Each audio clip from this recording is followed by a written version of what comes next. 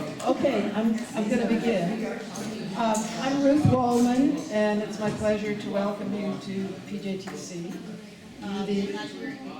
They're not hearing? I can't get any closer without putting it in my mouth. Okay, so I'll start again. It's my pleasure to welcome all of you, the Interfaith Study Group community, to PJTC. And the essential thing to tell you is that the bathrooms are there. It's all gender. Go on in when you need to.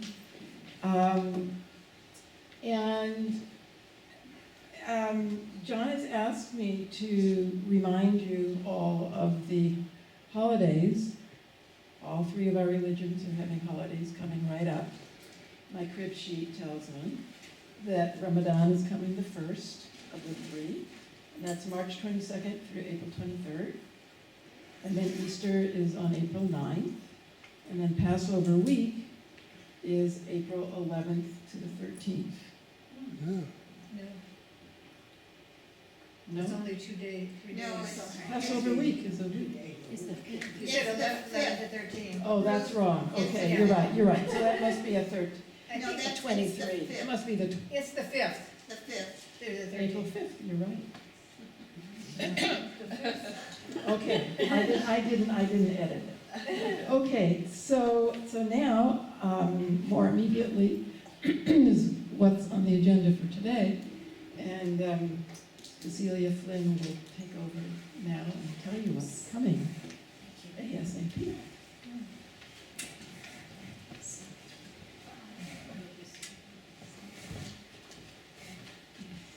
Well, thank you, Ruth, and thank you for hosting us here. It's wonderful. So my name is Cecilia, and I'm going to go over the agenda. And before I introduce Mel, I'm going to ask us to stand up, and we have a traditional activity or experience before we begin, and that is that we try to meet people who we have not met before. So we want, one of the major goals and fun part of the Interfaith Study Group is to get to know people you have not met before. So let's stand. I want you to find someone you don't know, introduce yourself, get to know them.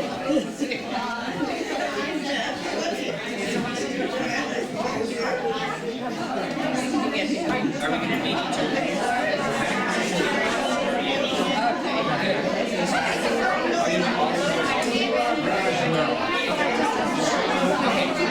I'm in policy. I saw the bells me out.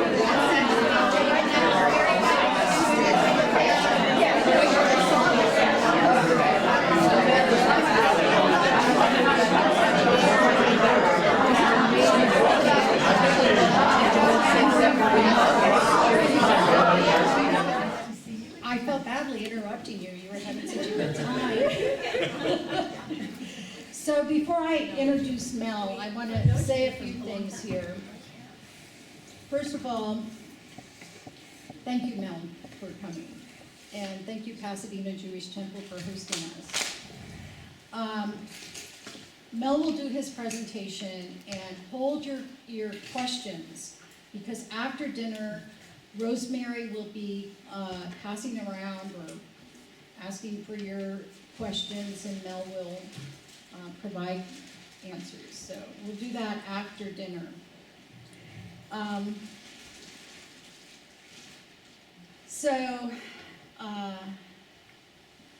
Let's see.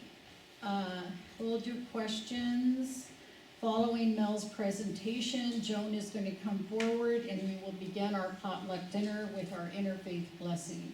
And copies of that blessing are on your table. So, and then after the potluck dinner, Rosemary will begin our question and answer session with Mel. And following the question and answer, Rosemary will provide information about our next event and close our meeting with a reminder for anyone who wishes to be on our mailing list to see her. Rosemary, okay, there you go. So you'll be informed about our future events, and we do have one coming up that's going to be spectacular. So if you're on the mailing list, also you'll get write-ups on events, a summary of every event. So, okay, I'm going to introduce Mel now, and first I'm going to say that I met Mel by attending a Taizé service at All Saints Church. And that's not, Mel did that ministry at All Saints for 10 years. But right now, Mel is very busy. Let me get my notes here. Mel's going to discuss the idea of pilgrimage. And pilgrimage these are pilgrimages come in various contexts and faith traditions. Mel will be focusing especially on the 500-mile Camino del Santiago in Spain and the effect pilgrimage has on our hearts even after we return home. Mel is a postulant in the Episcopal Diocese of Los Angeles. Currently, he is studying at Bixley Seminary in Chicago. He attends All Saints Episcopal Church in Pasadena and serves at St. Albans Episcopal Church in Westwood.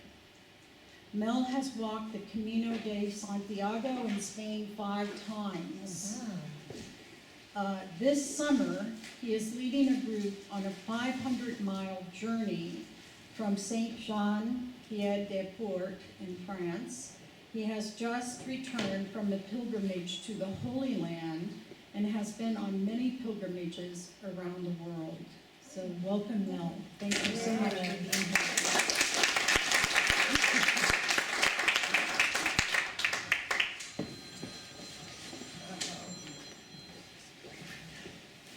Hello.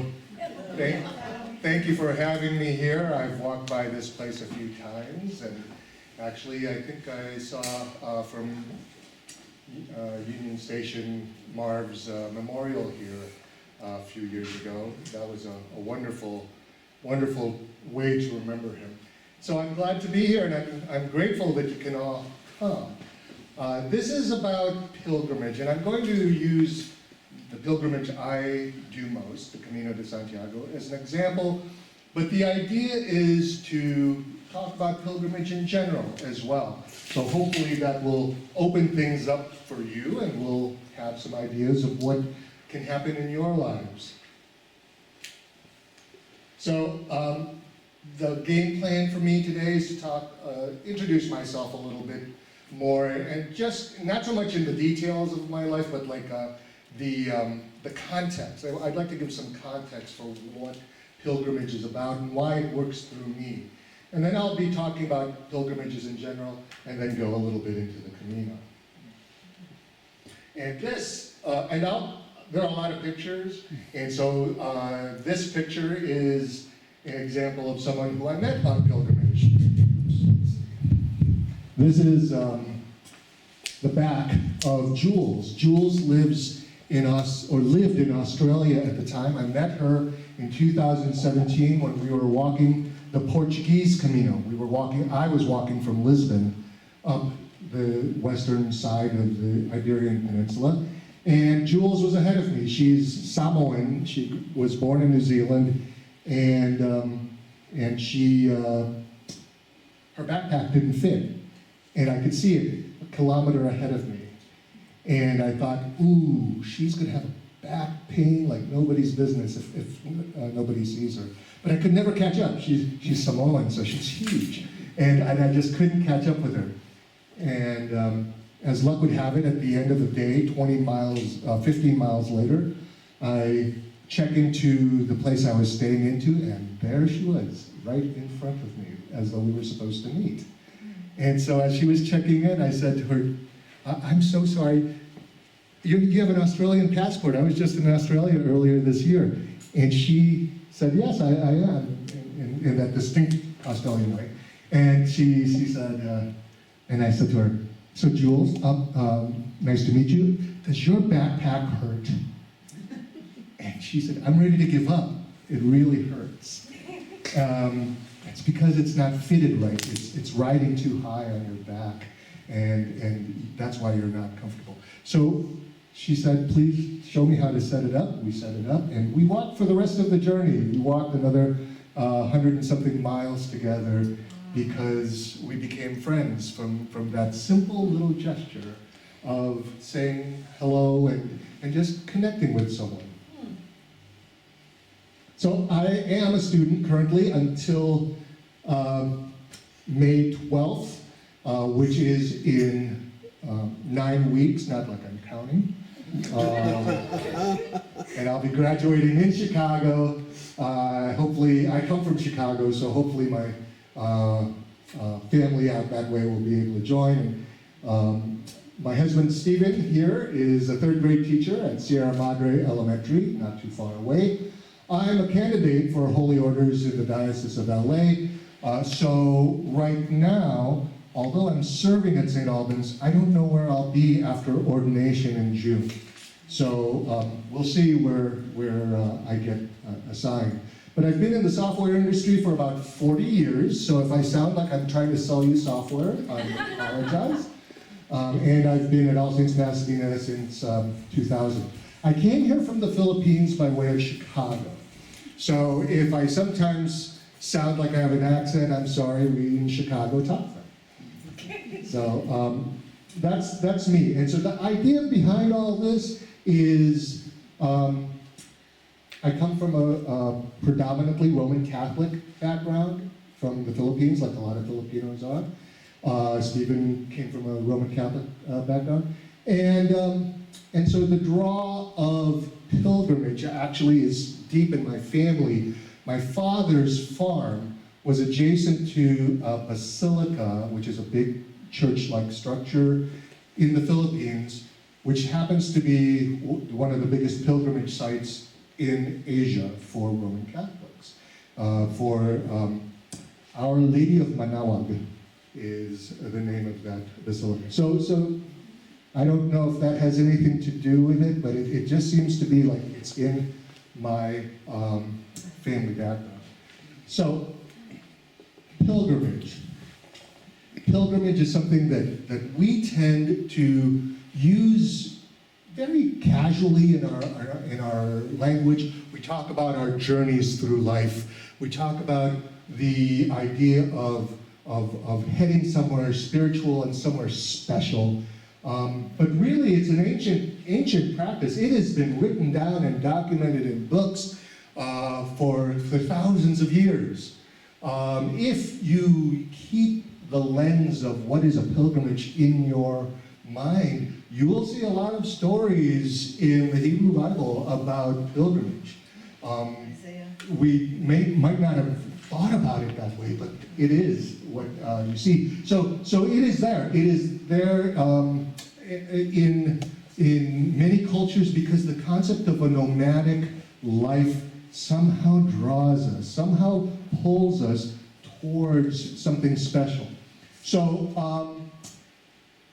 in terms of pilgrimage, though, traditionally most people go to a place. They go to a specific spot. People go to a place where they feel like they will be connected to a higher power. Now, mind you, in olden days, temples were where people thought the gods lived. So when you think about the temple in the first Jewish temple, for example, that was where God lived. That's what you were going to the temple for.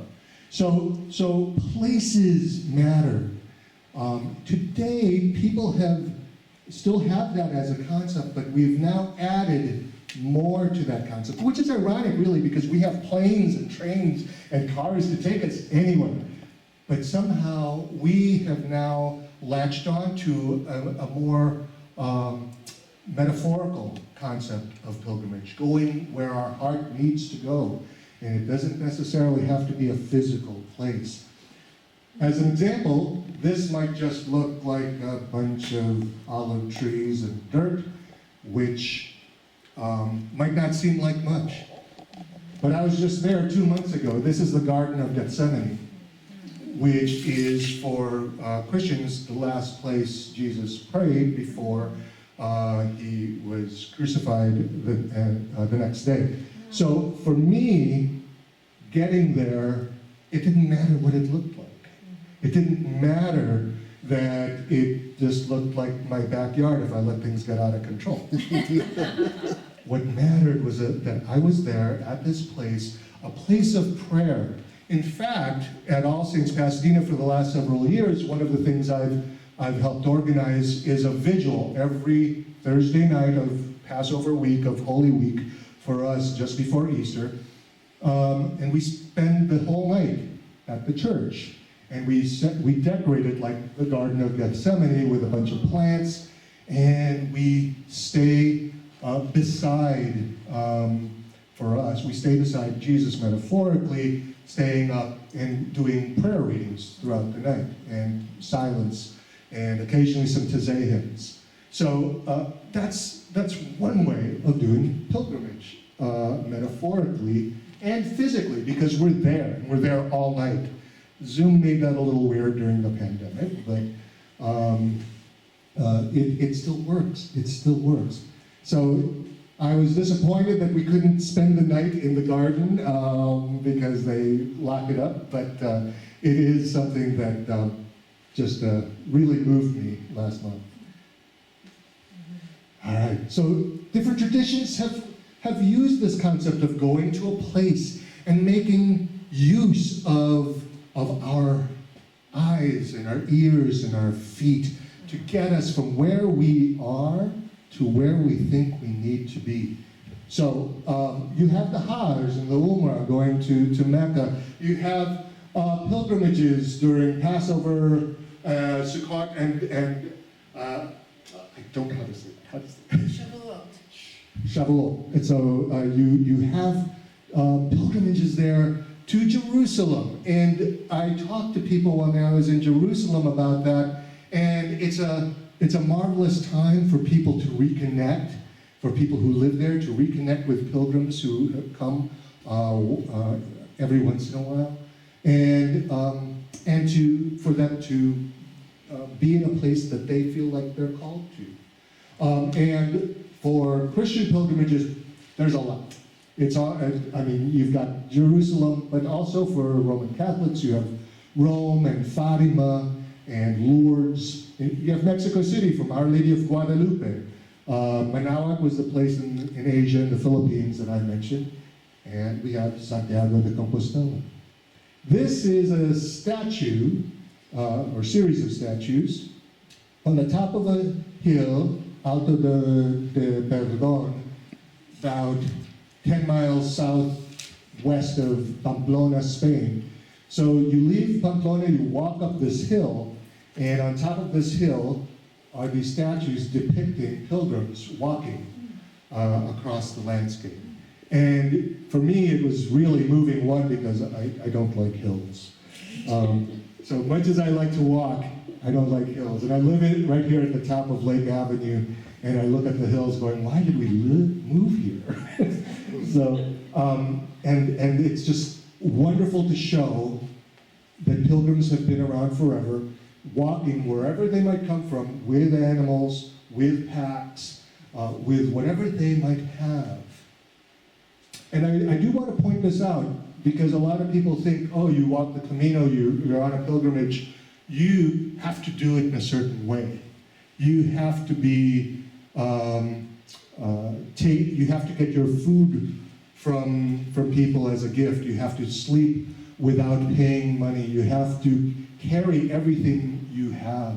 Well, for the Camino de Santiago, as any other pilgrimage in years past, that's just not true. People would, of course, welcome any opportunity to have some relief from carrying all this stuff. So they're going to welcome that. So if you have the opportunity or the means to wear nice shoes, go for it. Don't do it like St. Francis did in 1214 with just lousy wooden sandals. Wear nice shoes. Don't do it without a comfortable backpack. using just some sort of canvas thing. Wear something with a suitable frame. So these are some examples of pilgrimages I have been and am on. This is an Iona on the northwest side of the UK in Scotland. I'm in the courtyard and had just finished some prayers in the chapel, and now I'm sort of soaking in the sun. That happened to be on June 21st, 2013, so it was the longest day of the year. And I was just sort of vibing on the whole concept. Like, it's the longest day of the year, the sun is shining on me, and I just spent how much time in prayer. And it was just like a wonderful, wonderful moment. This is in Taizé, France. So, as Claudia was mentioning, we met in Taizé. It's a form of worship service where you chant music over and over and over again. And it's rather a lovely way to pray. In this photo that I took, you see mostly the monks, but they focus on young people and encourage young people into a prayer for life.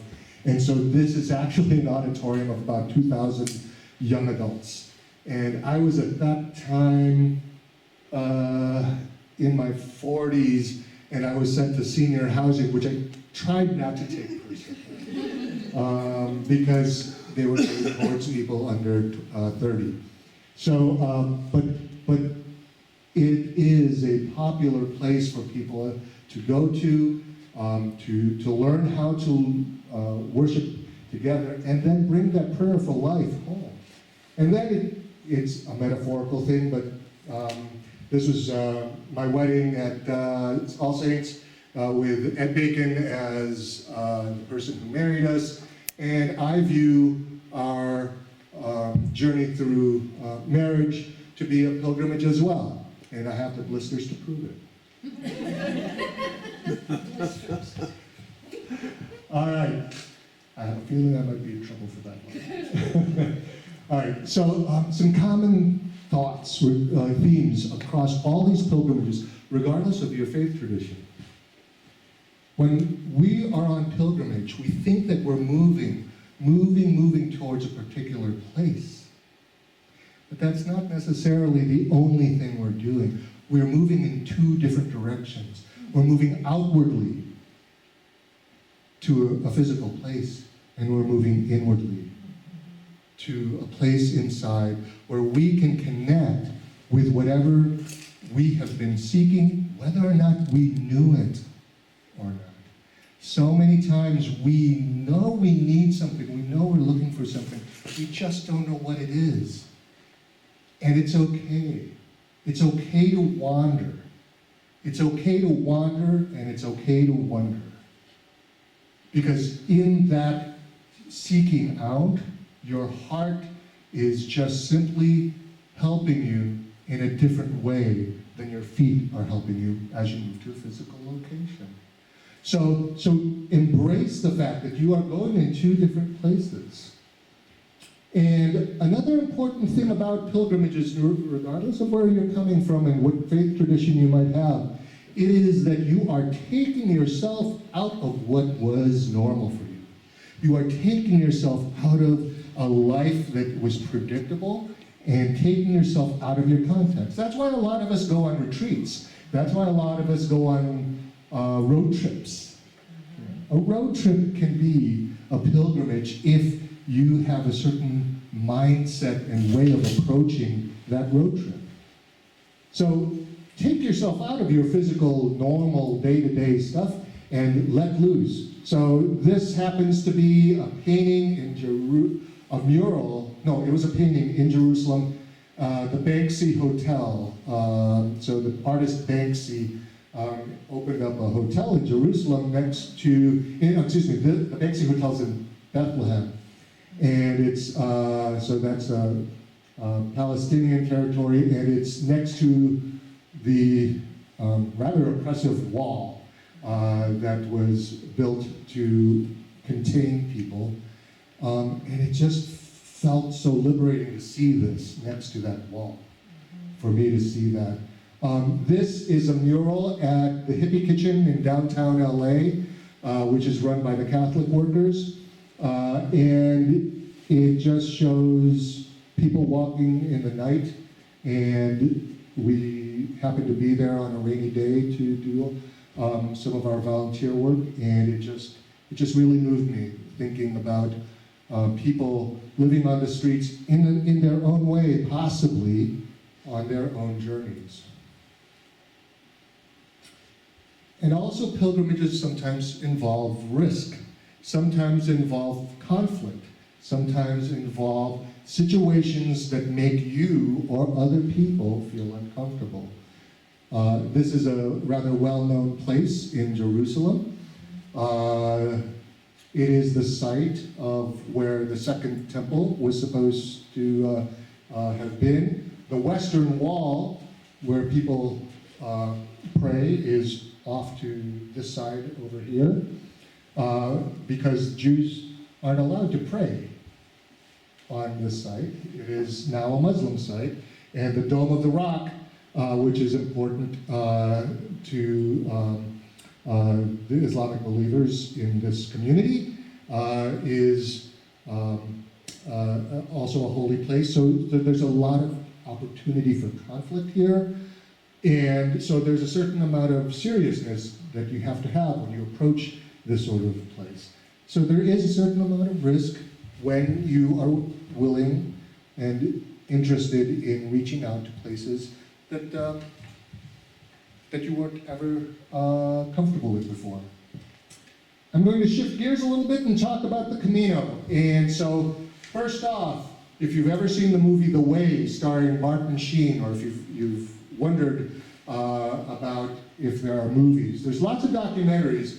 This one is a fictional account, wonderful movie, and it's drawn a lot of Americans to the Camino. Prior to 2010, when this movie came out, not a whole lot of Americans really talked about the Camino. I learned about it in the 80s when I was backpacking through Europe a lot at university, but the level of interest just skyrocketed once this movie came out. But really, the Camino is a 1,200-year-old pilgrimage. It's been around since the 800s. And the reason people go there is because Santiago de Compostela, the name of the town, the city, that's St. James in Spanish. Santiago is St. James de Compostela. And so the relics of St. James are said to be there. And St. James shows up in the New Testament a bunch of times, one of the 12 apostles. So it's sort of a big deal for Christian tradition. We tend to talk about walking the Camino 500 miles from the border of France, but for Europeans, it's walking from wherever your home is. So I cannot tell you how many people I have met who, as soon as they could, they would walk out of their front doors in Belgium or Italy.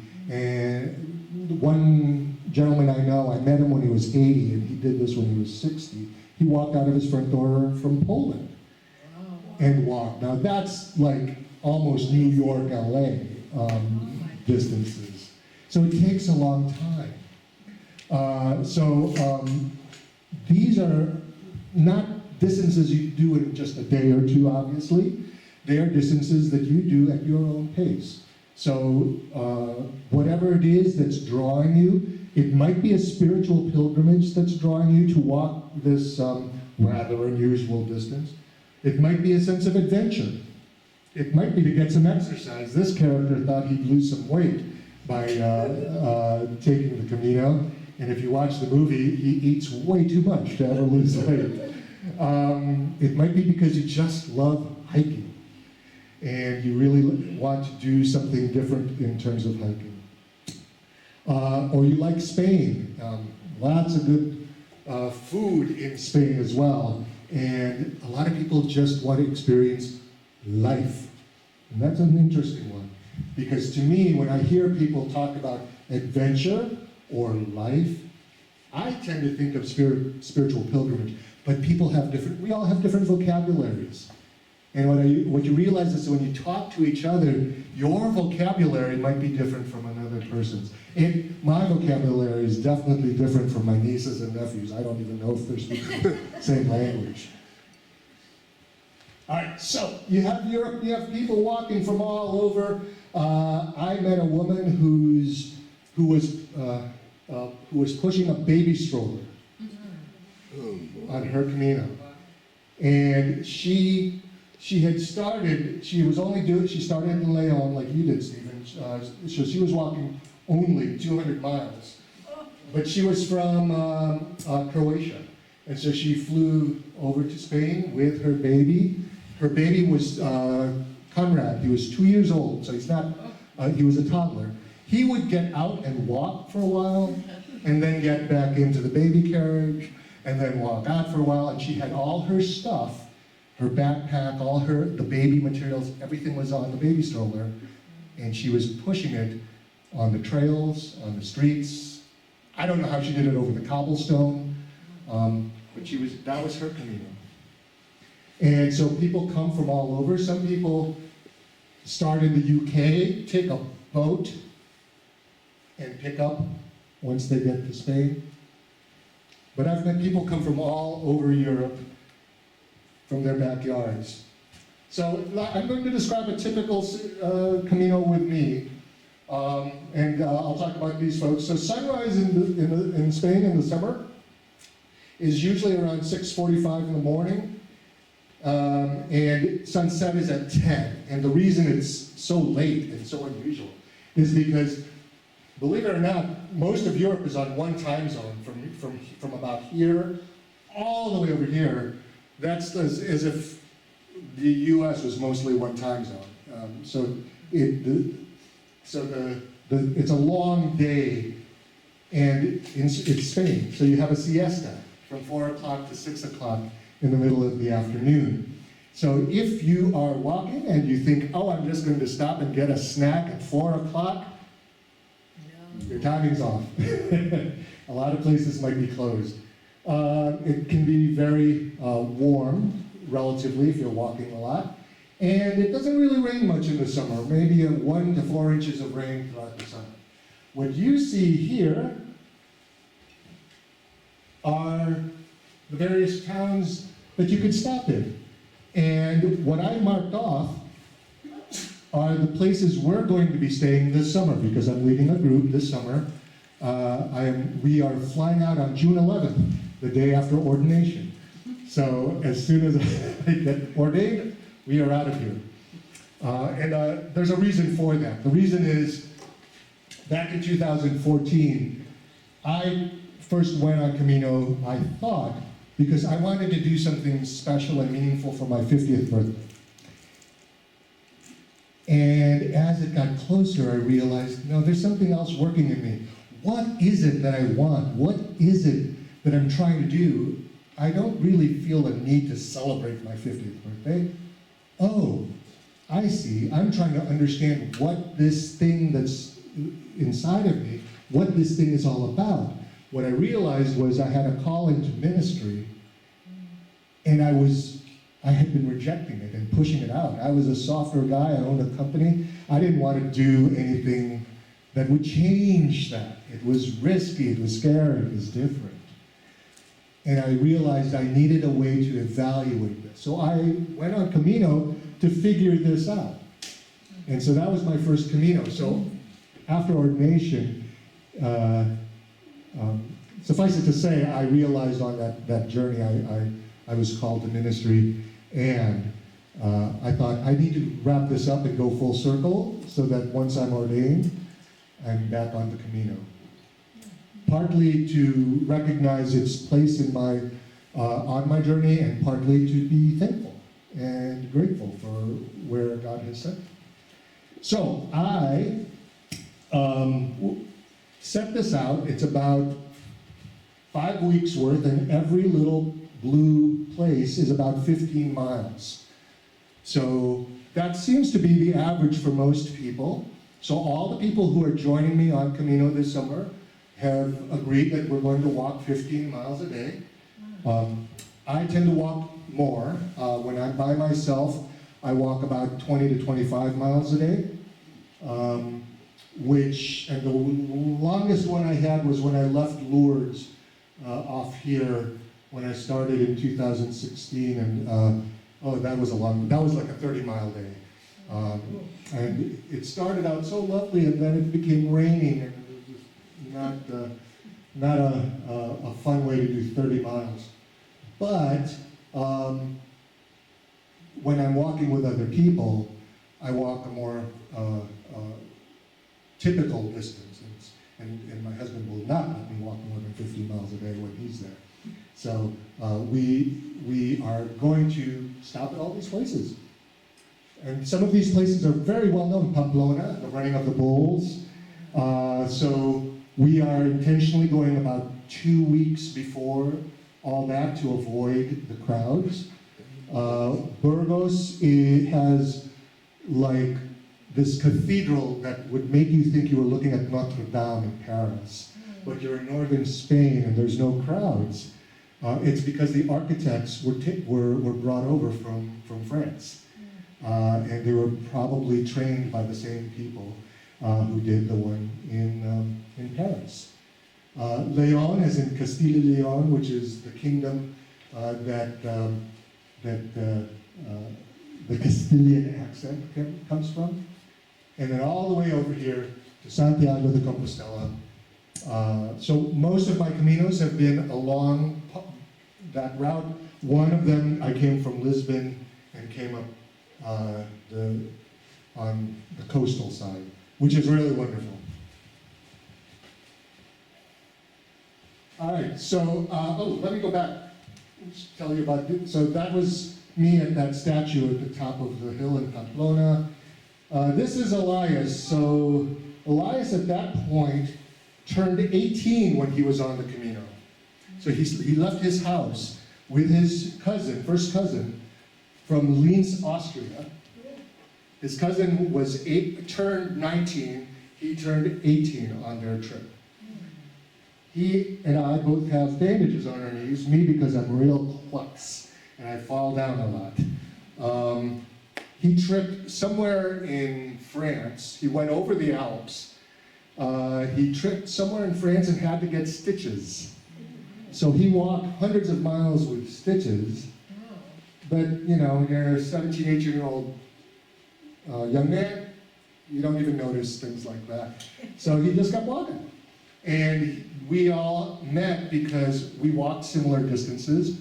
And one night, I was sitting at a tiny, tiny village cafe, and he and his cousin said, "We know you, we've seen you before." And I said, "Yeah, you were at the place where there was a soda machine in the middle of the forest for some reason. and I talked to you there." It's like, "Yeah, that's right." So we ended up having dinner at this little cafe in the middle of nowhere. I gave them all my French fries, and Cokes were only $1, and they were young. And I was like, "Here, have another Coke. We'll shut the bar down drinking sodas." I now call them my Austrian nephews because since they walk 20 to 25 miles a day, I walk 20 to 25 miles a day, we ended up staying at the same villages. And so they ended up walking with me and following me like some sort of Pied Piper thing, but because we could talk deeply. We could have conversations with each other. And they said things like, when I asked, why do you want to follow and walk with me? And they would say things like, "Because you don't judge us like our parents do." Whoa. Why are you walking on this journey? Because it's an adventure. There's one of those vocabulary points. It's an adventure. Really? What are you trying to figure out? Elias here, he was trying to figure out, before he heads into his year of civil service. In Austria, you have to do a year of civil service right after high school. So he was trying to figure out whether he should go to university, which in Europe is very different from us. It's truly academic oriented. Or whether he should go to a professional school because he'd rather be a programmer. And then so he should go to that sort of system. So he was trying to see if he could buy some time. And so he was on a a journey to figure out what he was called to do for the rest of his life. His cousin, Jakob, he too was on a journey. He had just finished his civil service year. He wanted to go to become a journalist. But his father wanted him to take over the family business, so he wanted him to go and do business school. And he was torn between what he really wanted to do and what his family expected him to do. So these are deep, meaningful stuff that people are trying to figure out. What are they called to do in their lives? And they they used the pretext of an adventure to have that time. They had the same sort of desires I did to figure out what they were called to do. They just used different words. And this is Daniel, the back of Daniel. Daniel is this lovely person, radiant smile. He was a grad student at Oxford, spoke fluent Spanish because he lived in Guatemala for a few years. Lovely guy. Walked with him. He could only walk about 7 miles a day. And the reason is, those aren't hiking poles. Those are crutches. Daniel had cerebral palsy. And he was walking the whole 500 miles. So he could only walk about 7 miles a day, and I walked with him a couple of those days because I just thought, I'm meant to walk with you. I'm meant to know you. And it was marvelous. We're still friends.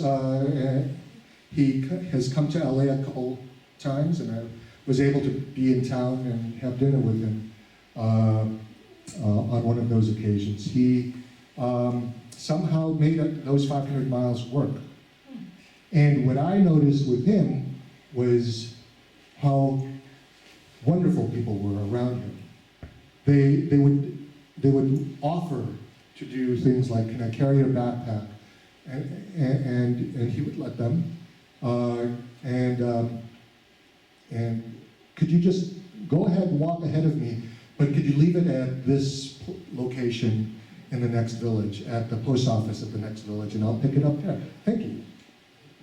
And people would gladly do this. But the thing that got me was on the first night, we had gone to a church service. It was a Roman Catholic church service.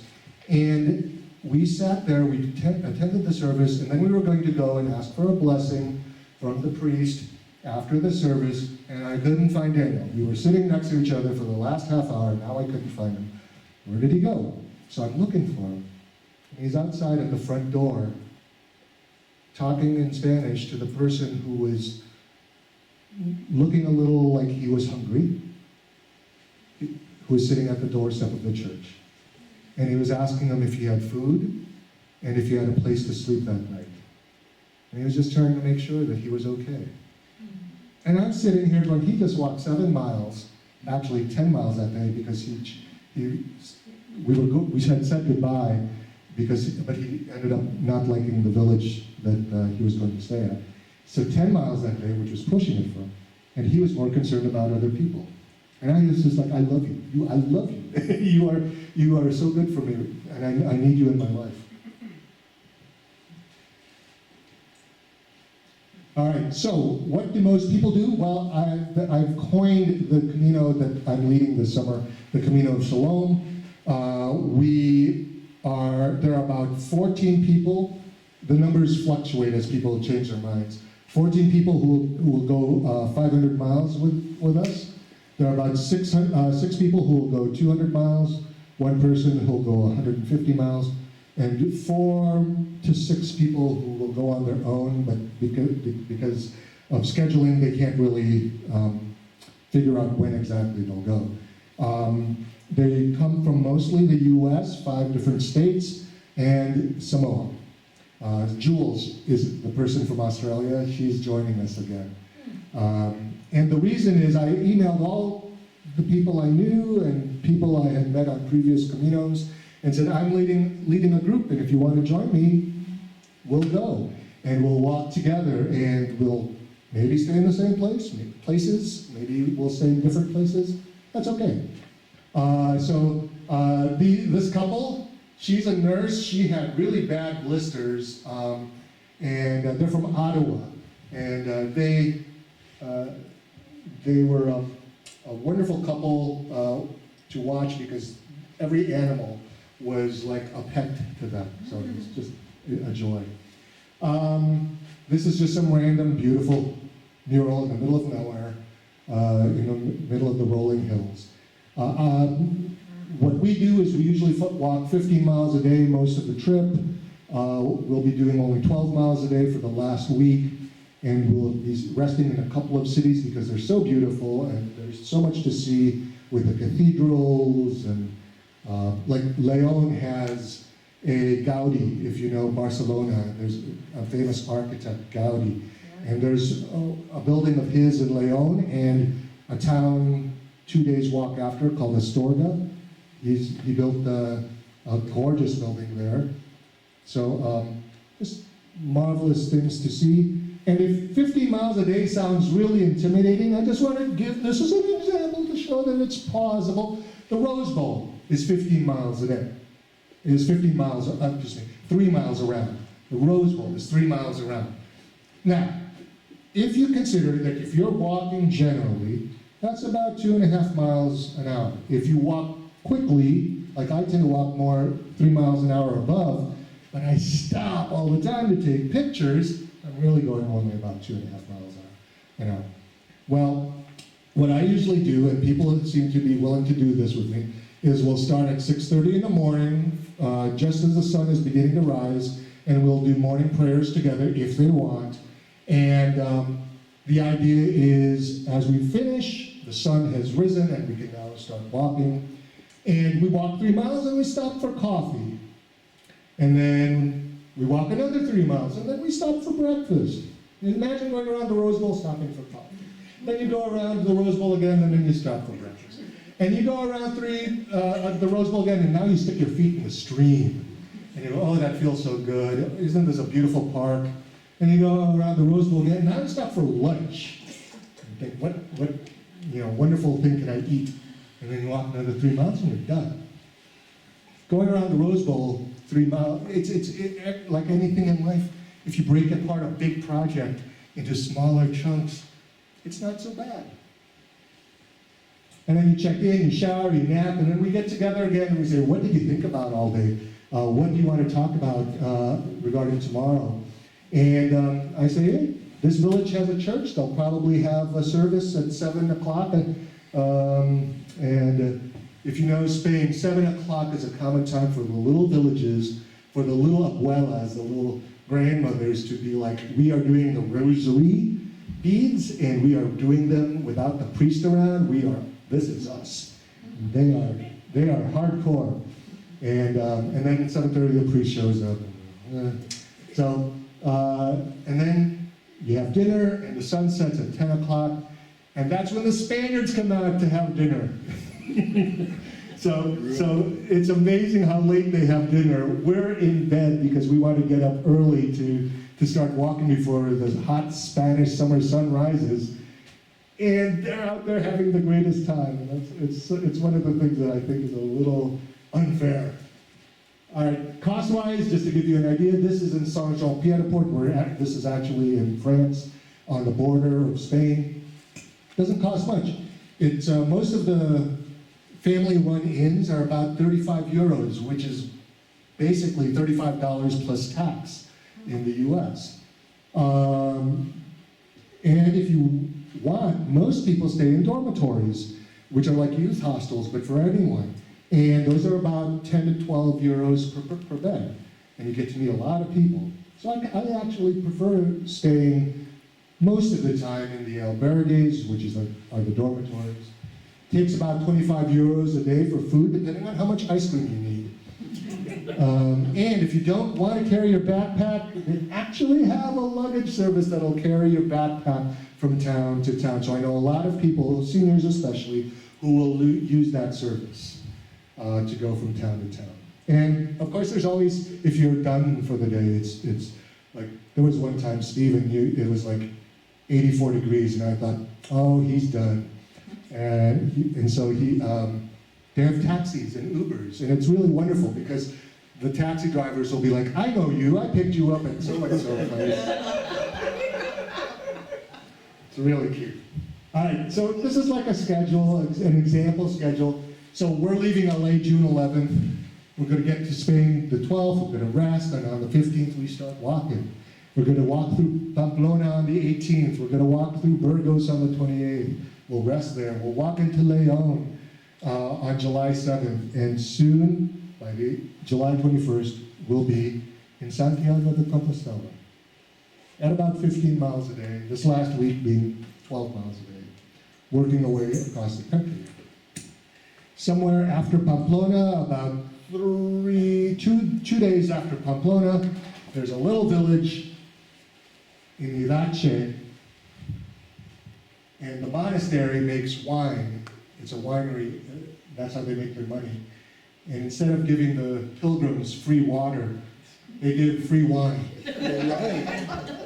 Unfortunately, you just left Estella where most people sleep the night before, so that you get there at around 8 in the morning, which is a little early for wine. That doesn't stop some of the pilgrims.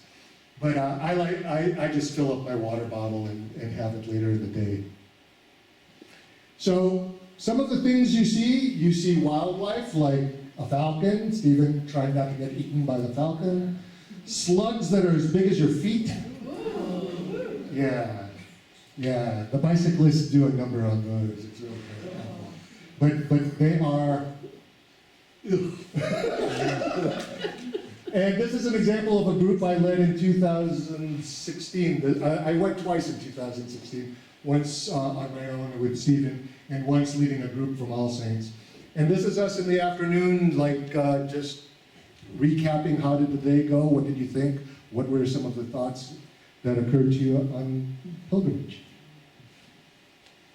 And then finally you get into Santiago de Compostela. There is in the cathedral a tradition to use, those little incense things that you sometimes see in movies or in church. Well, this thing burns through 75 pounds of incense every time you use it because it's so big. It is about this big. Oh, wow. And it takes half a dozen monks to hoist it up, and it literally swings back and forth at the church service, back and forth with the incense, and it swings 7 stories high, the roof, and it swings back and forth like that. And it's about a 5-minute event to get it hoisted and going. So if you see the movie, you'll see it in action. If you will go on YouTube and look for Santiago de Compostela incense, you'll see videos of this, or my video of this. And this is Jules when we got to the finish line, if you will, at Santiago. This is a passport. If you've ever gone through Europe and stayed at youth hostels, they'll stamp this little passport-like thing to show all the places you've stayed. There's one for this walk, so you could have stamps from all the places you stayed, every single restaurant and dormitory and tourist site will have stamps. And so you could stamp that and remember where you've been. And this is the group I led. We were at a statue of pilgrims walking, and we were just having a little fun. All right, that's a double picture. So just to give you an idea of what it takes to lead up to all this, in addition to all the walking, we've been holding monthly Zooms, and there's so much to think about and talk about. So we've been having monthly Zooms for almost a year now. So in June, we were talking about training. In July, we talked about places to stay, accommodations, how to get to Spain, phones and technology, books and language, food. That was a whole month, a whole discussion just on food. And we didn't have enough time. So food is so good. There's so many delicious things about Spain. And the map I showed you goes 500 miles. 500 miles in other countries often means different languages and different cultures. So when you start off at the border of France, you're talking about people who are Basque. And so their accents and dialects are going to be Basque. When you get to the middle, you're going to have more of the Castilian accent. and you're going to have a different type of food. And then when you get to the end, you're going to be in Galicia, which is Gallegan, the accent, totally different food, very seafood oriented, so good. And it's just surprising as you go through. You think you were in Oklahoma, it's all meat and potatoes, meat and potatoes. And as you keep going, the accents change, and next thing you know, it's all seafood. So it's just amazing the variations you will see. In December, we talked about spirituality and tourist things people might want to consider. We just talked about people and backpacks.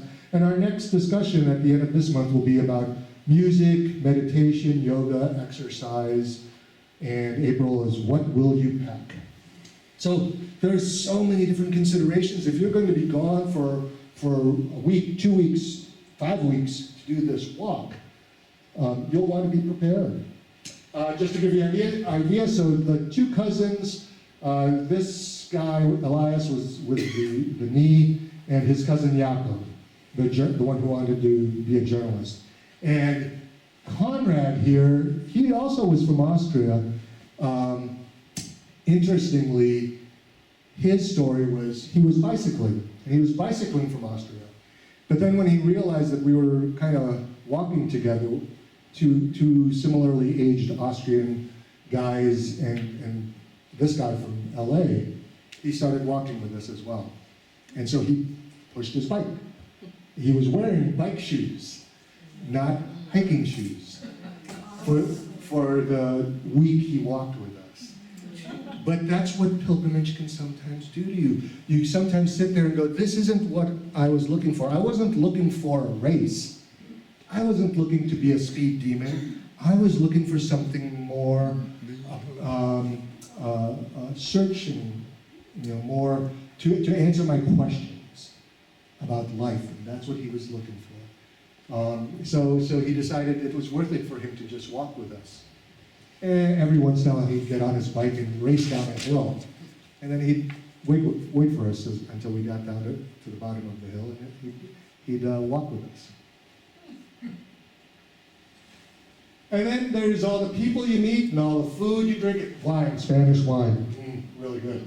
All the different things that go on. Let's see, this was in 2016. She walked out of her house in Munich the moment her son graduated high school. Couldn't wait. These two were from Brussels. They worked for the European Union, the government. As soon as their youngest graduated university, they walked out of their place in Brussels. She is a doctor in San Diego. We met because she saw I had a little thing on my back with the labyrinth on it, and she was, I at that time was very much involved with the labyrinth ministry at All Saints, and she was the head of her labyrinth ministry at First United Methodist in San Diego. And she's the same person, and he was the mayor of some Dutch town. He survived a medical scare, and to celebrate, he went on Camino. He was basically in the hospital for 8 months in the Caribbean because they were afraid to send him home. It was too dangerous, and then for his health. And so once he was able to get home, he had 6 months of therapy, and then he, literally 2 weeks after his therapy ended, he was on Camino. So when you're walking all this way, the thing you ask oftentimes is, where are you going? So I would like to spend 1 minute right now asking you to look to the person next to you and just ask, what are you doing where are you going today? Who are you going to meet today? This is stuff I woke up every morning thinking, because you wake up, have you done this at a hotel? Where am I? I'm not at home. This isn't my bed. What am I doing?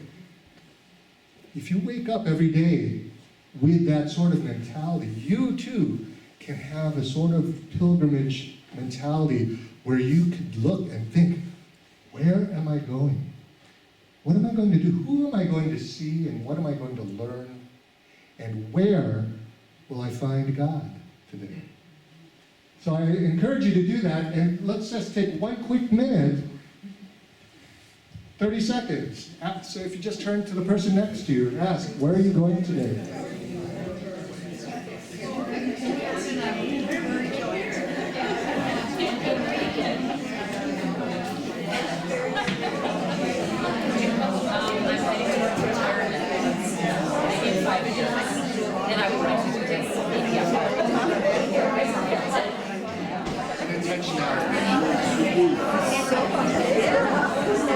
All right. Thank you, everyone, for sharing your thoughts and where you are on your journey today. And I hope that gives you an idea of what you might be doing every morning as you wake up and think to yourself, okay, I know I'm in my bed, but where am I going? Who am I going to see? What am I going to learn? Where am I going to see God today? I'm now going to play a little video. There's no words. That's a little video that I made on my last Camino. But the idea is to just give you a taste, a little taste of what it feels like to be on a spiritual pilgrimage, an adventure, all the different things that make up a pilgrimage. Okay, so I will get played.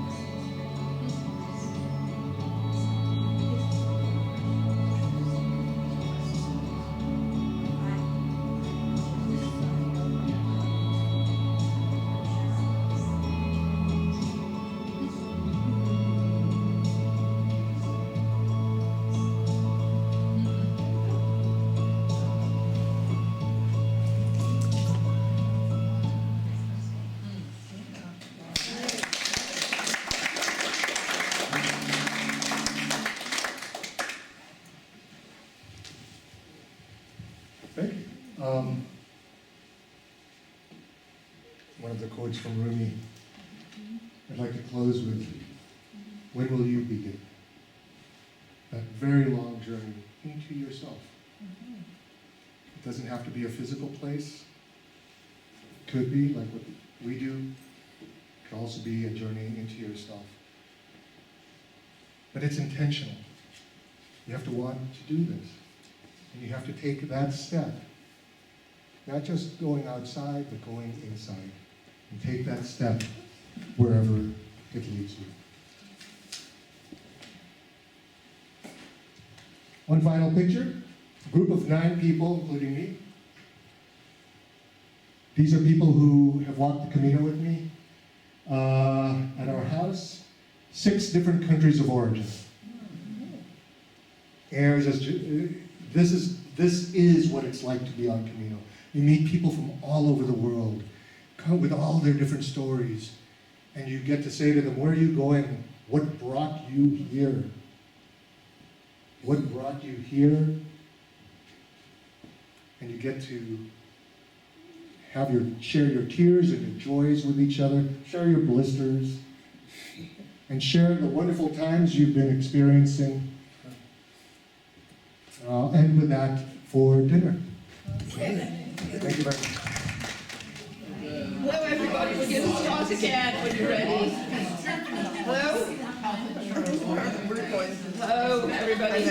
We're going to invite Mel back again to answer your questions. But first of all, I would like to thank Mel again because I think it was a wonderful journey we went on.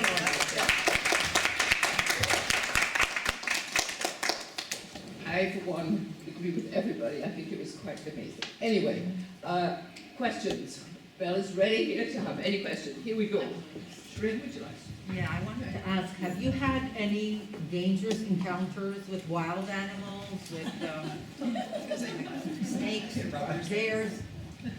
Okay. Most of the animals, as you saw, there were a lot of cows and goats and cats and dogs, and most of them are fine. But there was one time in France, there were some big dogs on a farm that were not leashed or anything. I was being a little careful around that, but most of the time I didn't see any problems. But if there's something that's scary, it's usually the weather. The weather can turn on you. And for those who do the 500 miles, I'll tell a little quick story. When I went over the Pyrenees on the trip that Stephen went on, I actually thought I might die because the weather turned. It was 80 degrees in Saint-Jean-Pied-de-Port there in France, and I was going up the hill, and I had sort of pulled a muscle in my hamstring, and I saw the luggage service. And I said, you know what, it's hot, I'm going up the Pyrenees mountains, I'm going to give my backpack to the luggage service, pay them the €7 at that location, €7 to take my backpack to the village I'm going to. And as I give them the €7, I take out my raincoat just in case, and put it in my day pack. And I'm going up, it was 80 degrees, I stop for a little hot chocolate, and I keep going, and it starts to rain a little. I put on the poncho. And then it gets cold and foggy, and then it starts to hail. At which point, because of the fog and because of the cold temperature, I couldn't see out of my glasses, which were steamed up. So I got very scared because I couldn't tell where the trail edge was, and I was afraid of falling off a cliff. So it was very unsettling. And this is where you have to sort of trust your spiritual journey. And I sort of was in a freak out mode. I really was nervous. And I started to slow down, and I didn't even want to turn around because I thought I'd fall off a cliff. Because going downhill sometimes is harder to see the edge of the trail than going uphill. So I didn't even see anybody, everybody sort of disappeared. And then I heard this sound coming up behind me. Oh, thank goodness, someone is here. and I could maybe get some assistance. And this sound gets closer. Finally, someone comes up, and it's a man about this tall, young man. And okay, this sounds like a Broadway musical fan, but he looked like the guy who played Jesus in Jesus Christ Superstar, because he had like the beard, and all of this. And so this young man says to me, "How are you?" And I said, "I'm really scared, and I'm afraid I'm going to fall off a cliff." And he just smiled, and he had an accent, and he said, "You're going to be fine. I'll meet you on the other side." Oh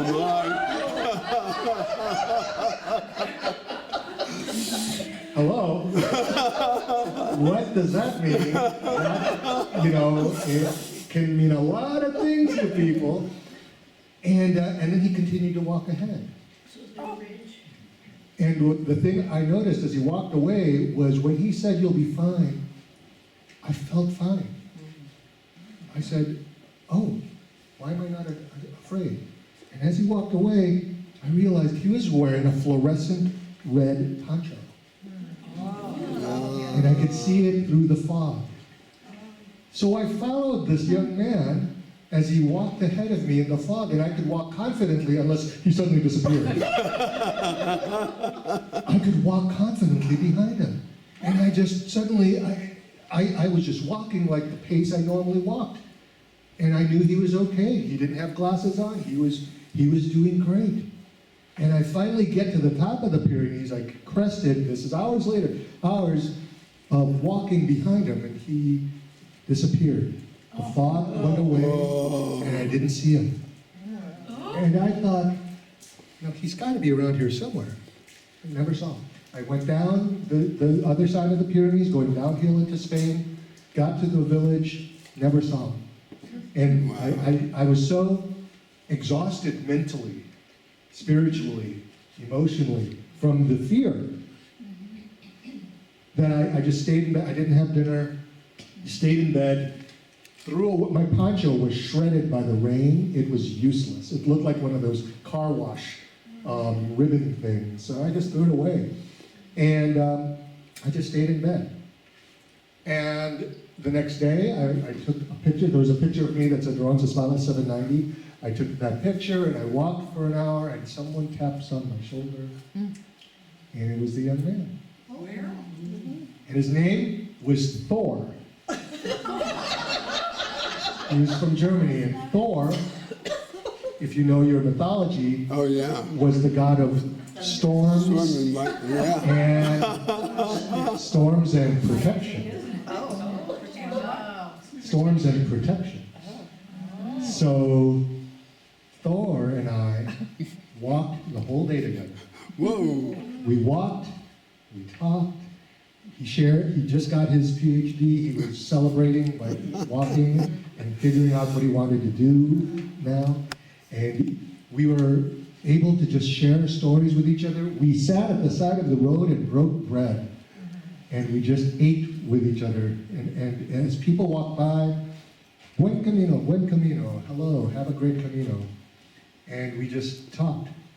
And I said goodbye to him at the end of the night because he was going one more village than I was. And I would just run into him about every few days. We walked a similar distance, so I would run into him. And I blogged about it because I blog whenever I'm on Camino. And I blogged about it. And weeks later, Stephen joins up with me, and here's Thor coming up to the restaurant. And I said, "Hey, Thor, it's Thor. This is Thor." And Stephen looks at me and says, "He's real? That story actually happened?" It's like it did. And we would run into Thor every few days until it was time for us to go home and it was time for him to go home. So there is fear. There is fear. It can be real, and it can take over and control you like any other time of your life. But if you find something that gives you peace, if you find someone that you can trust, if you find someone that, for me, reminded me of someone that was important to me, it might change your feelings and might give you the confidence to step into the misty vagueness of a fog and know that you'll be okay. All right. Cool. More questions? Used to be an NPR story. I guess I have a couple of questions. I think you should be. Absolutely. At some point you mentioned that going on pilgrimage was similar to retreat. I've been on a number of retreats and I've always had like a retreat guide. And one thing that struck me about your pilgrimage is that, it seems like you have each other. But it's also like your individual journey as well. I guess, I don't know, did that ever come up? Like there's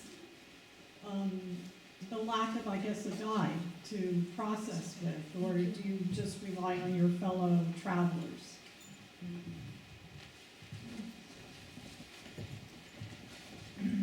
That's a great question. Most people go by themselves, and at a certain point in your life, maybe I had some knee surgery, or I used to walk a lot. I've done the California Pacific Crest Trail. Now I don't know if I could walk the Camino, and that's okay. And a lot of folks who get into those situations say, you know what, I'm going to go on a tour. I'll go with a tour where they will make reservations for me, and they will help guide us on this. And what most of those tours are all about, though, is tourism. They're not really about spirituality, and that's a weakness, I find, because that's, for a lot of people, that's not enough. That's not what they're looking for. So, what you find is when you walk beside people and you share your stories with people as they walk beside you, and you ask the question, where are you going today? And another question, what brought you here? You get into those sort of discussions that you would at a retreat. And you find yourself opening up and learning about each other and learning about yourself. The reason I'm leading this Camino the way I am this coming summer is because I would like people to have the opportunity to check in with someone who could talk to them on a spiritual basis. So that's why I'm offering to do what I do when I'm by myself, to have morning prayers and then have in the afternoon a chance to recap and talk about what the day was like and what comes across. So when I led the group from All Saints in 2017, we talked about things like Alistair would say, I had this great great hymn that came across through my mind, and I just want to sing it for you. Okay, go ahead. And it was great, and another person would come up with poems that went through their head, or would write a poem, and another person would pull up for them a Bible verse that they thought of. So these sort of things happen. And I think it's important to have someone to consult with. On this journey this summer, I happen to be, at that point, I will be an ordained deacon. One of my professors, she is a priest, and so she'll be there as well on Camino. And and the deacon at St. Albans will be joining us for the last 200 miles. So there's going to be a few people. She also used to be a chaplain at Children's Hospital. So there'll be people who could talk to you about all sorts of different things if you let them. More questions? Did you have another question? Yeah, I was just curious. I know that you said this was like the relics of St. James.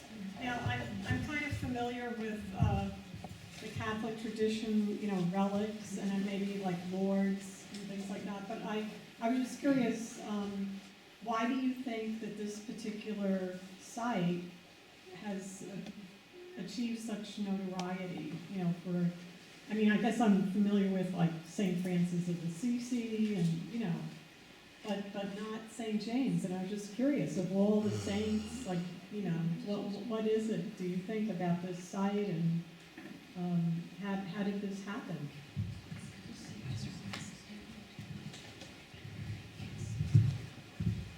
Well, to the Catholic tradition, relics are a pretty big deal because they connect you. It often gives you a connection back to the big guy, to Jesus. St. James specifically was one of the 12 disciples.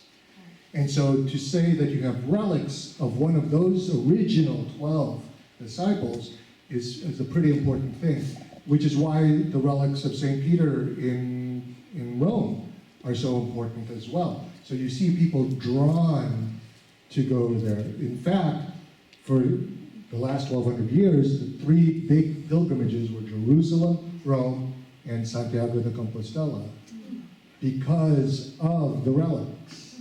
So St. James, and we just read, for our tradition, we read the Transfiguration story during church. And the Transfiguration story is Peter and James. So I'm sitting there thinking, dude, I'm totally taking this in context of what he did in that story and saying, and now we go to your place. We walk and take a journey to your place, whereas in the story in the gospel, James is taking a walk with Jesus. You know, and it's like a fascinating little twist on that story. So the relics do mean much to people because of that. If to bring it to a phrase that I like to use sometimes, like relic, holy relic radioactivity. You know, the closer you are, the more clicks, you know, that you are near some, closer to holiness. And people respond to that. Which is why a lot of places are important to me. In fact, this photo over here, this photo is in a town called Finisterre on the coast of Spain. Finisterre means end of the world. The Romans mistakenly thought that that was the westernmost spot of Europe. So they basically called it the end of the world. And so pilgrims oftentimes would continue. So they're over at Santiago de Compostela, and they said, well, we're here, we might as well walk to the ends of the world. And they'd walk here and do special prayers and so on to recognize that they are in a special place that is the westernmost spot. And as they said goodbye to the sun, there was no, in the faith tradition, there's no assurance that the sun would come back. There's just an assumption, but there's no guarantee. So they would have prayers that said, please give us the confidence and hope that tomorrow will return. And it was done at that westernmost spot. And then when the sun rose, there was the celebration that life continues and life returns. But it's important that they were at that spot to celebrate the goodbye of the day. Thank you, Mel. I think one more question. I have a question. When you reach Santiago de Compostela, do you do anything besides looking at the relics and party and eat food? Is there a planned event for the end of the journey?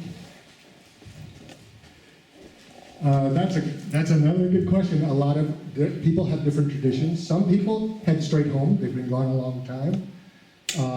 And that's jarring. That's really jarring. Imagine walking. You saw seashells and arrows for how many miles? And suddenly there's no arrow pointing you where to go. Think about that metaphorically. Suddenly there is nothing guiding you where to go. So whether it's a real thing or not, it's jarring to you psychologically and emotionally and spiritually to suddenly feel as though you're on your own again. So when you process that, it is important to create a sort of ritual, whether it's partying, having dinner. I personally like to have a great big tapas dinner with all these wonderful seafood options, and sangria has to be a part of it. But that's different for everybody. Some people head to the coast and spend a little time at the coast. I love to go to the beach after all this and keep my feet in the salt water because it feels good after all that walking. After this trip, we're going to Portugal, to Porto, where port wine comes from. And my favorite place there has a restaurant that matches chocolate to the wine. Oh, so and go to the beach, stuff like that. But most importantly, it's something that feeds you. It's like dessert. You know, you've just done this amazing thing that's just very, very nourishing, and now you just want something that gives you a little joy. So it's individual. It's very individual. So, and some, when my first Camino with my Austrian nephews, as I call them, there was a swimming pool, a public municipal swimming pool. We spent 3 hours in the swimming pool just being kids. I was being a kid, they were kids. Being kids and just saying, wow, this is great to just relax and just float around and do laps and not think about walking. You know, so that was a very joyful thing. And I did that, and then on another Camino there happened to be a Taizé service at one of the churches. So I went to the Taizé service, and it was just the exact thing I needed, to just listen to music and sing for an hour with people from all these other countries. And then this will be the last question. Just, it's not even a question, it's Okay. just, if I recall correctly, I haven't done the Camino, but I studied my junior year abroad in Spain. And when I went into the cathedral, one thing that the pilgrims do when they got there is they all put their hand on this one column. So many people have put their hand on this column, there's now an imprint of a column. Whoa, So, yeah. that's interesting. Yeah, the pilgrim rituals affect, over these centuries, affect the actual marble and stuff. So you see there's a statue in the Vatican of St. Peter, of Jesus. His toe is all eroded because everyone touches his toe. And so he's got this like nine-toed, sort of existence now, as everyone touches his toe, the same toe. It's like, touch the other toe or even it out. No, it's the same toe, and it's gone. It's not even the same color anymore. Wow. So it's just, things like that do happen. One of the things I didn't show, there was an enormous cross at the top of this one mountain, and it's made of iron, so it's the Cruz de Ferro. At the bottom are millions of stones, not from there. They're from around the world. I bring a stone everywhere I go, and in fact, during Lent, I carry a stone with me to mimic. Lent is a season in some Christian denominations. It is to mimic the tradition. You carry the stone around with you, and you have it represent all the things that weigh you down in your life. So, my first long-term relationship, the deaths of family members, the loss of jobs, all the things you regretted, all the things you wish or were different, all the things that have hurt you, all the people you grieve for. You imprint that into the stone, and you carry it with you. And metaphorically, you recognize that it is weighing you down. It is holding you down mile after mile after mile. You are carrying this weight. And then when you're ready, and then when you get to the Cruz de Ferro, and then when you get to, for us, Easter, you put the stone down at the foot of the cross, and you go on. And you release these things that weigh you down. And the idea that millions of stones are at the bottom of this place, it's not just eroding things, but adding things too. So you're seeing stones added to this place. And some people have written letters and put things there, flowers of people they've loved. And Stephen, you know, I couldn't leave. I spent hours there. Every time I pass by, it's one of the most beautiful places I've ever been to. Knowing that people have left the things that weigh them down, their regrets, their griefs. Well, all good things must come to an end. This is the end of our evening. A little bit. I have something else to tell you, but again, thank you, Mel, so much. And thank you everybody else for being here this evening. We're really happy because there was a lot of competition tonight for where people were going to be. I want to tell you about our next meeting, which will be different. So I think it's very important for you to all listen carefully. It will be at All Saints, so that's the rotation. It'll be at 6 o'clock, not 5 o'clock. It will be from 6 to 9, and we will be celebrating with our Muslim friends Ramadan. It is the holy month of Ramadan. So that evening you will arrive at 6, and we will have reflections from some of our Muslim community and friends during their holy month as to what it means to them and what is happening to them during that time. And then we will break bread. We will, at sundown, we will all eat together at that point. So, two things about it. One is that you are going to need to register because we're only going to have 50 people. It will be as usual, you'll bring a vegetarian food with you. And so it'll be at 6 o'clock, and you will be hearing, if you're on the mailing list, how to register. Yes? It's on April 16th. Yes, April 16th, yes. Yes. And along with this, we're hoping that people, to what extent they feel comfortable and in a way that they might get something out of it, also to try to fast on that day, to the extent that it feels good for you. So in that way, we will experience and join together with everybody in the room that evening. So I hope you'll all be able to come. I think it'll be a very moving and very loving experience. So something different. So 6 o'clock, and you will need to register on April the 16th. So thank you all for coming, and we look forward to seeing you next month, we hope, if not before. Thank you.